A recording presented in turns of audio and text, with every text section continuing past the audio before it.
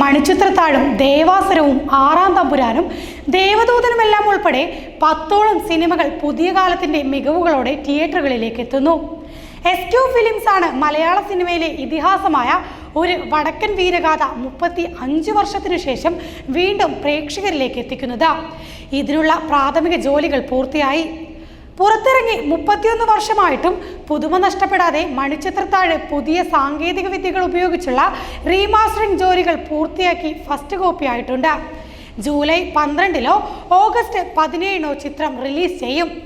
ചിത്രത്തിന്റെ ഓവർസീസ് അവകാശത്തിനായി ചില വലിയ കമ്പനികളുമായി ചർച്ച നടക്കുന്നെന്നും റീമാസ്റ്ററിംഗ് നേതൃത്വം നൽകിയ മാറ്റിനി നൗവിന്റെ ഉടമ ഡി സോമൻ പിള്ള പറഞ്ഞു.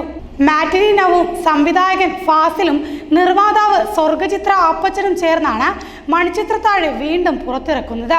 റീ റിലീസിന് തയ്യാറെടുക്കുന്ന കാലാപാനി, വെള്ളിയേട്ടൻ, ദേവാസുരം, ആറാം തമ്പുരാൻ, 1921 തുടങ്ങിയ ചിത്രങ്ങളുടെ റീമാസ്റ്ററിംഗ് ചെയ്യുന്നതും കൊല്ലം ആസ്ഥാനമായ മാറ്റിനി നൗവാണ്.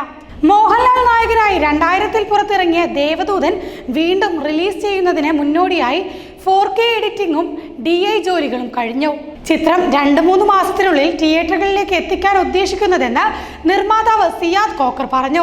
രഞ്ജിത്ത് ഒരുക്കിയ പാലേരി മാണിക്യം ഒരു പാതിരാ കൊലപാതകത്തിന്റെ കഥ 15 വർഷത്തിനു ശേഷം റീ റിലീസ് ചെയ്യാനുള്ള പ്രാഥമിക ജോലികളിലാണ് നിർമ്മാതാവ് മഹാ സുബേർ.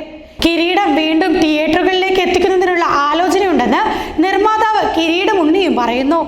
സാങ്കേതിക മേന്മ വരുത്തി വീണ്ടും തിയേറ്ററുകളിലേക്ക് എത്തിയ സ്ഫടികത്തിന്റെ വിജയമാണ് പല നിർമ്മാതാക്കളുടെയും റീ റിലീസിന് പ്രേരിപ്പിച്ചത്. 2000 മോഹൻലാൽ നായകനായെത്തിയ ചിത്രമായിരുന്നു ദേവദൂതൻ. അന്ന് തിയേറ്ററിൽ ഫ്ലോപ്പായ ചിത്രത്തിന് ഇപ്പോൾ ആരാധകർ ഒരുപാടാണ്. അതുതന്നെയാണ് ചിത്രത്തിന്റെ റീ റിലീസിന് കാരണം. ചിത്രത്തിന്റെ റീ റിലീസുമായി ബന്ധപ്പെട്ട അപ്ഡേറ്റുകളുമായി ചിത്രത്തിന്റെ സംവിധായകൻ സിബി മലയിൽ കഴിഞ്ഞ ദിവസങ്ങളിൽ രംഗത്ത് വന്നിരുന്നു. കൈതപ്രം ദാമോദരൻ നമ്പൂതിരി എഴുതിയ ഇതിലെ ഗാനങ്ങൾക്ക് സംഗീതം പകർന്നത് വിദ്യാസാഗറാണ്. ചിത്രത്തിലെ ഗാനങ്ങൾ ഇന്നും ഏറെ ശ്രദ്ധേയമാണ്. അന്ന് തിയേറ്ററിൽ പരാജയമായെങ്കിലും ചിത്രം പിന്നീട് സിനിമാ പ്രേമികൾക്കിടയിൽ ഒരു കൾട്ട് ക്ലാസിക്കായി മാറിയിരുന്നു. ഇതിനാൽ കൂടിയാണ് ചിത്രം പുത്തൻ സാങ്കേതിക സന്നിവേശത്തോടെ എത്തുന്നത്.